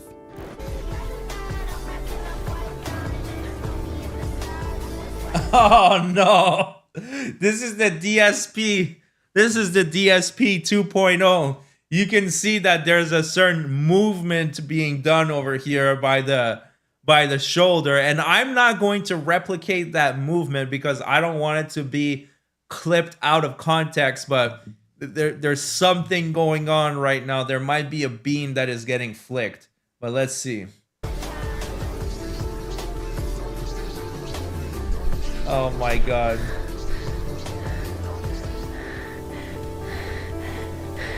Oh shit. Sorry. Oh my god. What was the button again? It was. There you go. I found it. Sorry. After a brief pause. What? And the fact that the AI or like the VTubing was making her face redder and redder with all these hearts. It's like, what the shit? Oh my god, that is DSP 2.0 Linu right noticed there. The camera was still rolling, so she quickly wrapped things up and offered an apology too. Moving on, Angel's Kimmy is a— That is so embarrassing. Oh my god. But like I said, if this shit is gonna happen to you, AI with a VTuber is the way to go. You'd rather have this than DSP, than what happened with DSP. Yeah, caught in 4K Ultra HD, but it is a cartoon, luckily. well-known creator who makes content around gaming and lifestyle. Back in 2020, she had an awkward yet hilarious moment while filming for MapleStory FanFest. Instead of recording a video, she accidentally went live. We're sad for the safety of our players. And although we're sad that for this, oh gosh. Frick, am I streaming? Frick! Hello everyone, if I'm streaming. I don't have my chat open right now. I'm trying to film this. Oh shoot, am I not supposed to leak it? Oh no, am I leaking this right now?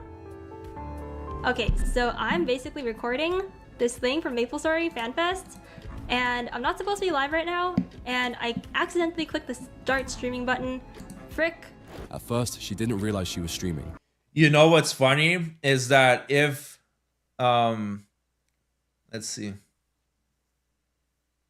If you see on OBS, the start, I can't show you right now. Yeah, I don't have it set up, but the start streaming button and the start recording button are just one under each other.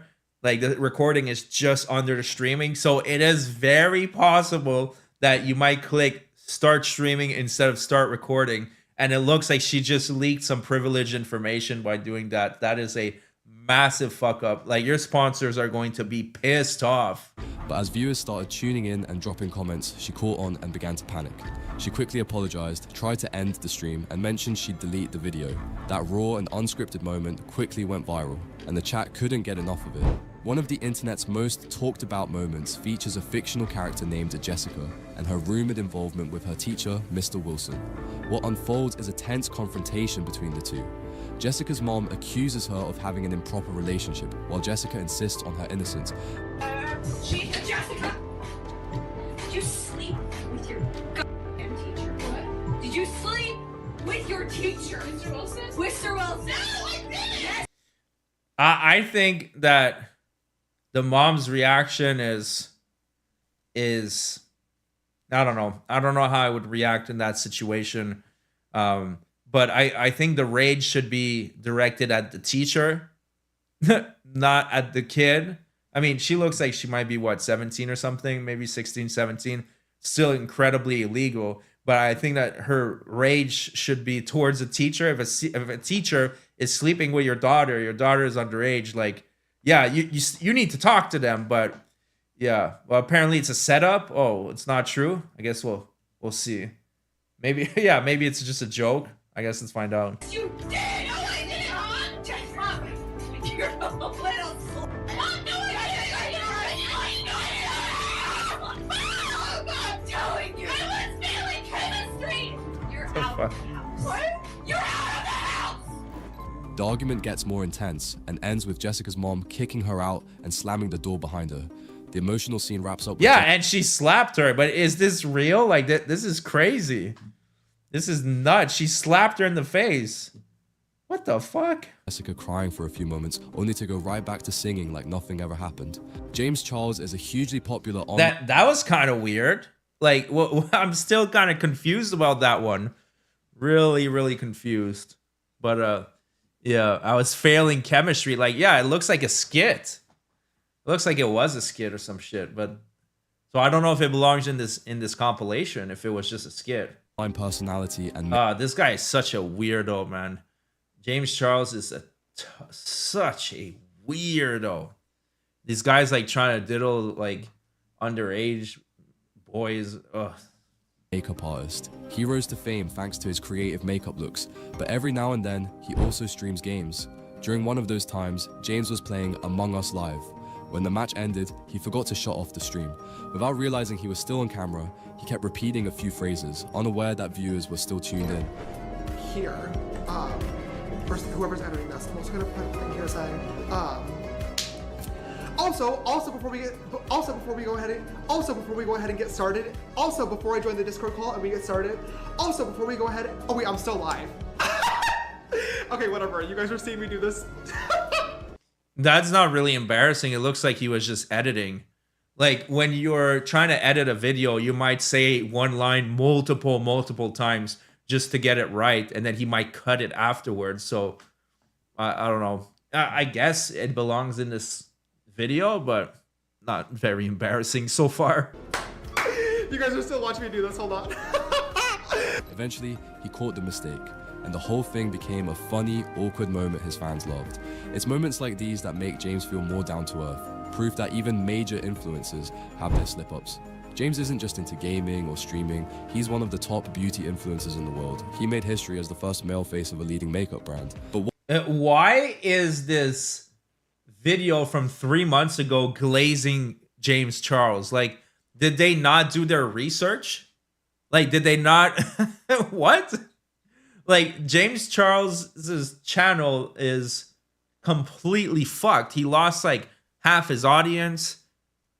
Very weird thing to be glazing that guy. Very strange. What about Tommy Innit, who ends up streaming while watching IssueSpeed? Tommy Innit has grown an enormous audience since kicking off his online journey in 2015. By 2023, he had more than 7 million followers on Twitch and was widely seen as one of Minecraft's most successful streamers. Then, on December 4th, something unexpected happened. Tommy accidentally went live again after wrapping up a long stream.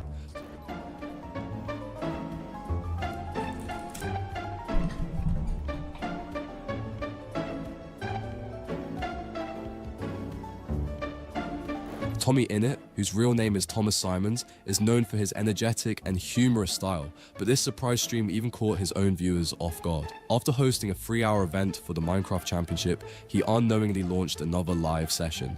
During it, he was casually watching IShowSpeed, a YouTube creator known for his over-the-top energy and unpredictable moments. Tommy sat calmly at his desk, eyes on the screen, unaware that hundreds were watching him live. At one point, he opened a clip of IShowSpeed yelling excitedly about Mr. Beast. Mr. Beast! Mr. Beast! Mr. Beast! Mr. Beast! And you guys see what I was telling you about at the beginning of the video, how this is AI slop generated. So the subtitles don't match.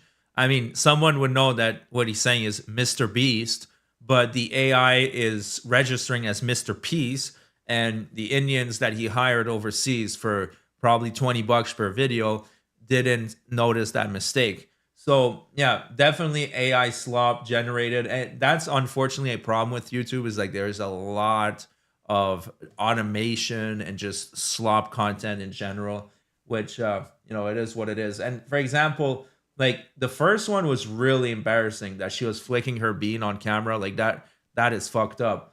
And then some of these are just like such nothing sandwiches. Like for example, this one, it looks like it's going to go on for another minute. The guy's just watching, he's just watching IShowSpeed. Like it's not an embarrassing moment caught on camera whatsoever.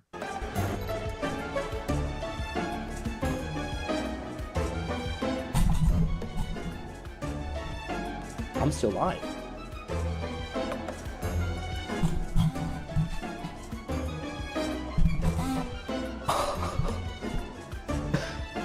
Wait, did I do anything on stream? Did I do anything? I just kind of sat there. Went on YouTube. Yeah, this another total nothing sandwich. I'm assuming the last one is going to be something good because as a content creator, you want, you know, your content to end with a bang. So hopefully the next one will be better because this was a total nothing sandwich. And I actually did that a few weeks ago where I was streaming I was new to streaming and on OBS at least, and I was streaming on Kick, Twitch, and YouTube. And I turned off YouTube and I did not turn off Kick or Twitch. But luckily, like, I didn't do anything weird. I just went, left the room, came back, realized it was still on, and then just turned it off. But yeah, this is a nothing sandwich. Let's see the next one. Tommy's reaction was unforgettable. Right before ending the stream, he threw in one last hilarious comment. Finally, we have something completely unexpected that happened live. Aircool was streaming with his friend Karina. Everything seemed totally normal until Karina decided to sit on Aircool's lap. It might sound lighthearted at first, but what followed surprised everyone watching. Why do I feel something on my butt? What? Why do I feel something Stop, you're hard joking. on my butt? You're joking. I'm not joking. Screw it. When you get up, Are you gonna gotta, stand up then? No, you gotta move the lens. They can see everything. What do you mean see everything? If they see the angle What angle? of my chubby dub dub. Wait. Ah! You actually have a chub? Aircool suddenly felt something on his back. And obviously, yeah, this is his friend. He probably has, you know, feeling for her. She is a pretty chick. So yeah, he's gonna get a raging, you know what, and you know, on stream. And she clearly meant to embarrass him because he's clearly telling her, like, move the camera. People are going to see my boner. And she's like, oh, really? Okay, then let me just stand up then. With friends like that, you don't need enemies. Like, this is crazy. asked Karina to stand up. He mentioned it might be better if they changed positions to avoid anything awkward. Karina, still seated, didn't quite get what he meant. Then Aircool noticed the camera angle wasn't ideal. He asked her to move since viewers might catch more than intended. Karina laughed, thinking he was joking, but Aircool was clearly trying to manage the situation. He told her again to stand up, explaining that things could get uncomfortable for the stream. As he adjusted the camera, trying to smooth things over, Karina finally stood up. But by then, the chat had already seen it all. Stop it. Are you I mean, they didn't really see anything. Like, she stood up. The camera, trying to smooth to stand up. She stood up and he moved right away. What? No, you gotta move the lens. They can see everything. What do you mean see everything? If they see the angle What angle? of my chubby dub dub. Wait. Ah! You actually have a Yeah, they didn't see shit. Anyways, that AI slob video is over. You know, that's the thing with YouTube sometimes. It's like a good thumbnail and all this fancy editing and the music. You can get millions of views on, like, pretty much trash content. So the thing with these channels is that they are going to get a couple good videos, but then some other videos are just going to completely fall flat because they're not really, it's like, yeah, they're making bingeable, watchable content, but there's no personality. People can tell, like, it's just AI slop. Like, sometimes it's fun to watch, but this one was, you know, hit or miss. There was maybe 3 situations that were interesting, and then there was like 3 others that were complete fillers. But that's it for that clip, at least. All right. Yeah, he's stuck in the friend zone. You're right. Okay. So we do have time for this one. I wanted to finish before 6:15. So we do have time. Let's see what time it is. All right. We are going to be talking about another one, and another one, and another one. The downfall of DJ Khaled by a channel called Panda Press. And I skimmed through the first couple minutes of this, and I like what I saw. This looks to be really well edited. It's presenting a very interesting story. So let's take a look, because DJ Khaled has such a massive ego for such little talent. Let's watch. Fakest dudes in hip hop. Energy don't lie, bruh. I always felt something off about him. And Ace Hood's my confirmation. He did that man dirty, and now look. Drake washing his hands of him, fans roasting him, his own cousin calling him a traitor for staying silent on Palestine. Khaled been living off other people's talent, fronting like he's a genius when really he's just a middleman screaming, another one. But guess what? The industry finally said, nah, we don't need another one, we're done. Look, I'll give Khaled his credit. He ain't just pop up out of nowhere. Bro been around since the early 2000s, grinding on radio, rolling with Terror Squad, Fat Joe, playing his part in that Miami wave. You around me, you know, I get you hype and energetic, you know what I'm saying? Anything I do, I'm just mad energy. Then Snapchat blew him. And that's the thing. He's a good marketing person. He's a good hype man. He does have a high energy, but it's kind of shallow. Like there's no real talent there. Now, if you're saying that he produced some of the beats that he's on, then yeah, that's talent. One of my favorite songs is a favorite rap songs because I like multiple genres, but it's going to be this one. What is it called again? I forgot what it's called, but I know it's with Lil Baby. So it's with Lil Baby and Lil Durk. Yeah, every chance that I get. So I'll just play like 5 seconds because copyright. Take it too hard. We the best music. So when I looked this up, the beat is so fire. Like this song, the beat is so good. Lil Durk is amazing on it. Lil Baby is amazing. But when I looked it up, I'm like, who made this beat? Because this is really good. Did DJ Khaled really made the beat? And when you look it up, who made the beat in Every Chance That I Get? And it's this guy called Tay Keith. So if DJ Khaled is not making the beat and he's not rapping, what is he doing exactly? Like, what's going on here? You're telling me that he's not making the beat and he's certainly not rapping. So why the fuck is DJ Khaled in there? Because this is what DJ Khaled does. He appropriates himself onto other people's music, slaps his name on it, slaps "We the best music," another one, and calls it a day. And it looks like people had enough of shit like that. Up into a walking meme. He knew how to use social media before most rappers even figured out how to post a story. And let's be real, the music hit too for a while. I'm the One, Wild Thoughts, All I Do Is Win. You couldn't escape those joints. His 2017 album Grateful went double platinum. Every party, every club, you heard Khaled's name even if he barely touched the beat. But here's the thing. All that success built him a bubble, a money-fueled bubble where he started believing his own hype. Like We the Best wasn't just a tag, but gospel, and fans played along because he was harmless. Kinda goofy. The guy always yelling positivity. The industry rocked with him. The memes kept him relevant, and his Rolodex was stacked. But under all that shouting and jet skiing on Snapchat. Yes, it looks like the channel is ran by a VTuber panda, but it's well organized. It's a very well organized panda, and it looks like he's putting some art, some passion in his craft. So I'll take it. You could already tell he was more about the brand than the art. The whole "what does Khaled even do on a record" joke wasn't really a joke. He was just a middleman curating vibes and living off features. That's cool when people love you. But once the tide turns, that same formula makes you look real expendable. 2019 was the moment the mask. Audio is not the best on this video though. It's kind of screeching a little bit, but that's okay. Slip. Khaled dropped Father of Assad and thought it was automatic #1. He had the features, the budget, the machine. He figured nobody could touch him.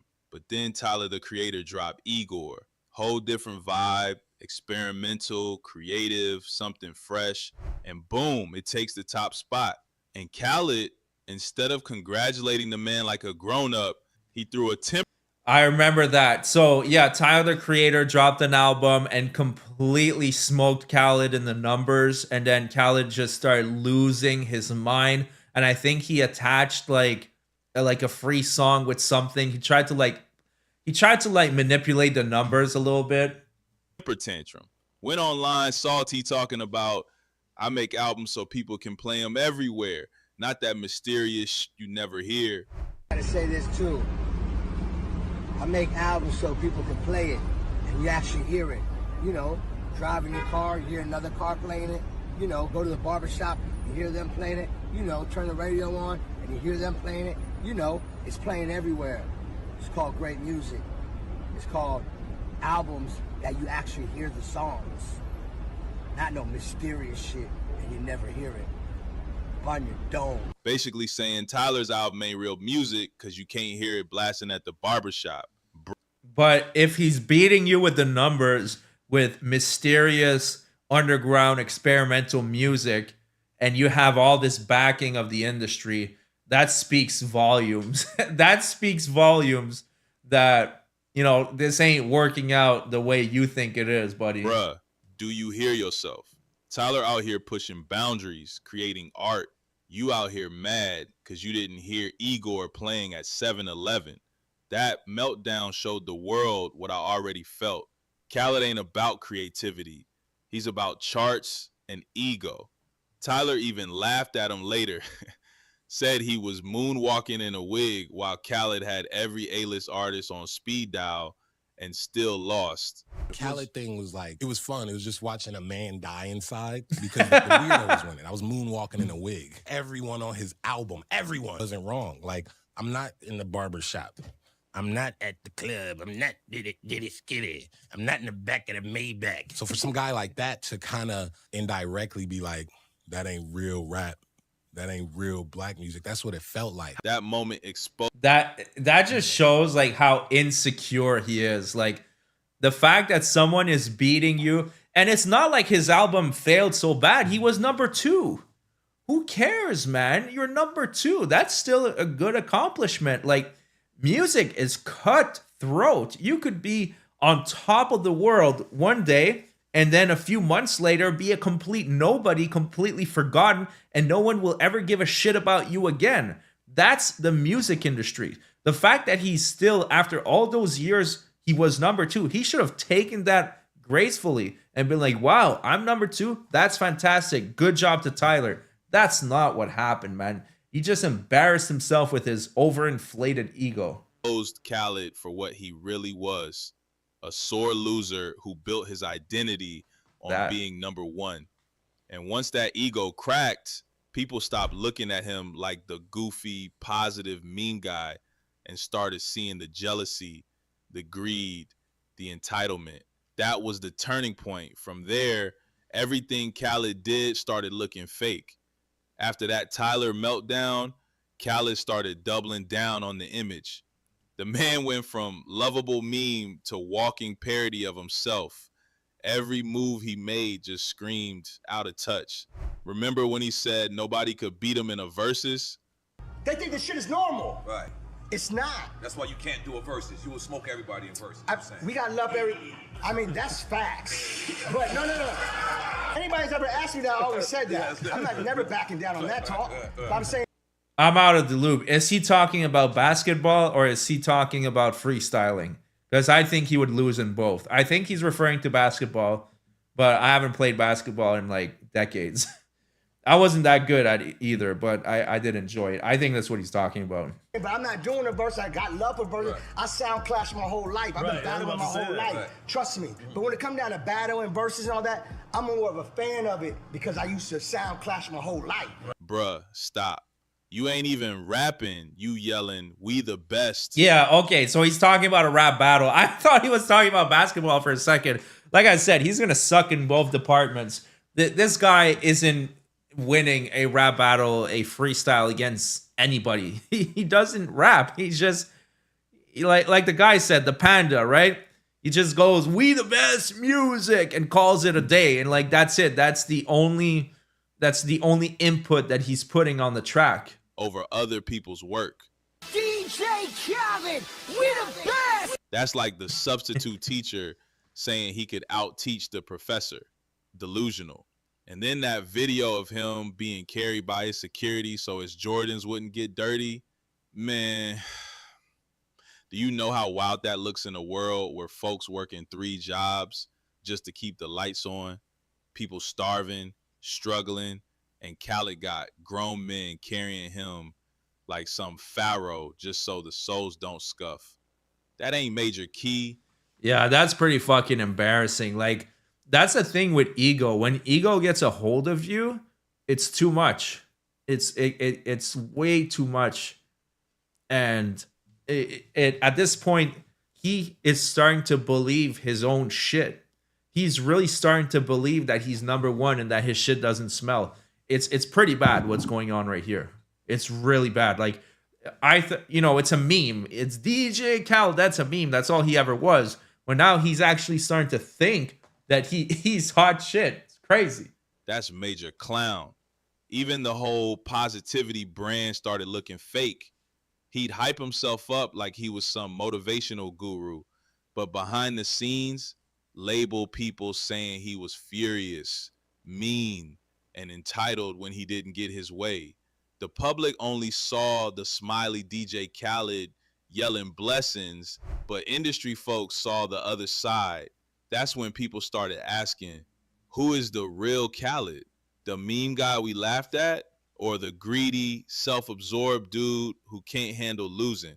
Either way, the shine was fading. Now, this part right here, this is where the downfall got real ugly, because DJ Khaled ain't just any artist. He's Palestinian, one of the biggest, most famous Palestinians on earth. You think when your people going through hell, you'd use that platform, right? Speak up, donate, show some backbone. But Khaled, silent, posting lobster dinners and sneaker hauls while Gaza getting bombed. Fans lit his comments on fire. Your country under attack and you dancing? Don't call yourself Palestinian. Even his own cousin called him out. Same bloodline, same village, saying there's no excuse. That's your people. Meanwhile, folks like Bella Hadid risking careers, getting shadow banned, dragged online, but standing on business. And Khaled, nothing. He played it safe because controversy might mess up the bag. It ain't even the first time either. Back in 2016, he was doing...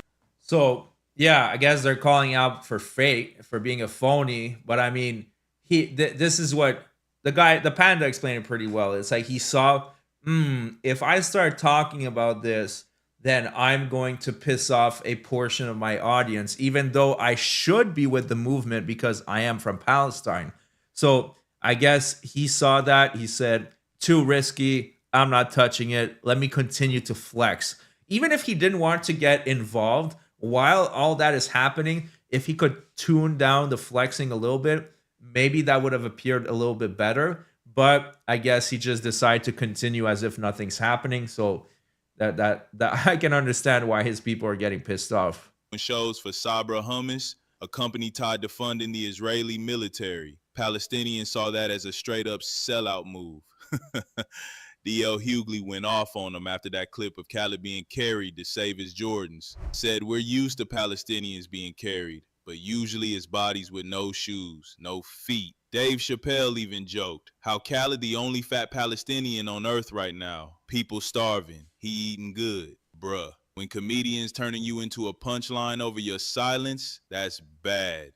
And it shows. The people he claims to represent don't even claim him back anymore. They see the truth. Khaled picked money over his people. And once that label hit him, sellout, traitor, coward, is stuck. And here's the crazy part. That same selfishness, that same silence, it's exactly what came back to bite him with Drake too. See, Khaled could have maybe survived the Palestine heat if the music still hit. But the one dude keeping him up. So Drake is a whole other story. I mean, Drake had his entire downfall where people are realizing that he's a very sussy dude. He has that whole thing with Kendrick Lamar. So name dropping Drake doesn't really do what it used to. It used to have quite a lot of pull if you're name dropping Drake. But in this case, I don't know, man. That ship has sailed. Float, Drake. And once that relationship cracked, it was curtains. For years, Drake was Khaled's cheat code. Every album rollout had the same meme. Did the Drake vocals come in yet? And people joked about it, but it was true. Khaled built whole projects around whether Drake sent them a file. That's not producing. That's babysitting a Dropbox. So in 2023, Khaled teased his next album like it was a blockbuster. I got 2 Drake songs. Bruh was running around with posters, shouting it on IG. Even dropped a Hollywood-style trailer with Mark Wahlberg like it was Fast and Furious. Whole promo campaign built on the fact he had Drake features. Not the music, not the concept, just Drake. But then February 2025 came and Khaled made the big announcement. And Drake nuked it with one IG comment, must be Drake Bell. Whole internet started clowning him, cutting off foreign aid, memes flying everywhere. Within days, Khaled deleted the announcement like it never happened. That was the moment. The world saw how desperate he really was. His entire rollout, 2 years of hype, killed. And one sarcastic comment. And worse, it showed Drake ain't rocking with him like that anymore. Not that it means much anyways. Like, I'm sure Drake still has a lot of success and everything, but that's a fall from grace, man. The allegations, you know, the temper tantrum over Not Like Us. Who gives a fuck about what Drake has to say anymore? And honestly, that's been bubbling for years. Here's the part Khaled don't want nobody talking about. Drake been tired of him. That brother for life talk, cap. Behind the scenes, Drake been finessing Khaled for years. Take that 2017 track to the max. Word is, Drake ain't even want to drop it. Khaled begged so hard that Drake finally said, fine, but I'm taking 95% of the publishing. 95, bruh. That's a scam. That's a straight tax for being annoying. That's like saying, you want this verse? Cool. But you basically paying child support for it. And it didn't stop there. Academics even said most of the last Drake collabs were records Drake didn't want to put out. He just tossed them to Khaled because he wouldn't stop blowing up his phone. Drake even joked about it in that skit, calling Khaled off his rocker. Always another one, honey, honey, honey. Bruh, sounded fed up. Then came the rap. I think I saw the skit that they're talking about. It was like DJ Khaled is completely harassing the fuck out of him, and another one, and another one. That was some funny shit. I think we're almost done with this. At this point, like it's overkill. Like Khaled has completely lost Drake everything. Versus Kendrick. Whole industry picked sides. Future, Ross, Metro, The Weeknd, everybody firing shots. And Khaled, dead silent. This the same man calling Drake his brother, but when things got hot, he hid. No defending, no loyalty, nothing. From Drake's eyes, that's betrayal. Because when you catching strays, silence is loud. That's why on tracks like Blue, Green, Red, he rapped, friends I treated like family, they were just hanging around. That bar hit different when you think of Khaled. So by the time Khaled popped out with that I got 2 Drake songs rollout, Drake probably thinking, nah, you sat quiet while I got jumped for 8 months. Now you want to eat off my name? And boom, Khaled's rollout got torched. That's why people said he ain't just losing a feature, he losing his lifeline. And if losing Drake wasn't bad enough, the whole industry split up right when Khaled needed everybody together. That rap. Yeah, nobody gives a shit about DJ Khaled. He's a thing from the past. I'm kind of surprised that it lasted that long. Let's move on to the final verdict because, like, at this point, this is overkill. The guy is like dead, beaten. Like, let's just move on because it's getting embarrassing. And all this, DJ Khaled spent his whole career avoiding risk, playing it safe, chasing charts, begging for features, and hiding behind the brand. But when the smoke cleared, he had no real foundation, no respect, no loyalty, no backbone. And I'm gonna be real with you. I always felt the energy was off. Energy don't lie. The Ace Hood situation, that was my confirmation. The panda is not really, the lips are not following the words at all. He needs to work on that AI panda because that ain't working. He needs to work on it a little bit more. Energy was off. Moved on like it was nothing. That told me everything I needed to know about his character. Now look, Drake clowns him, fans roast him, his own people call him a sellout. All those years of screaming we the best don't mean nothing when everybody finally sees who you really are. At the end of the day, you can buy sneakers, jets, houses, but you can't buy respect. And that's something that he never had.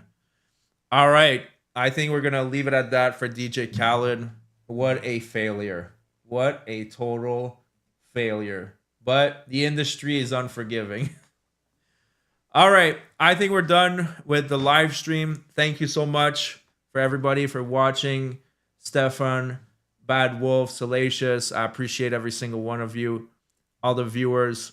I think we're going to get to 1,000 subscribers pretty damn soon. We're just missing a few hundreds. So thank you so much for watching. We'll leave it at that. We have been going on for how long now? Almost 2 hours. So yeah, that was a pretty good one. Yeah, I saw you guys weren't too interested into the rap. I saw when I started covering DJ Khaled, the views dropped quite a bit. And that's okay. I'm experimenting with different styles of content. I happen to really like hip hop, so that's something that I'm passionate about. But I know it's not for everybody. I know for some people, they might be like, you know what, that's not my topic whatsoever. I see the chat when we're talking about DSP, it was like flying by.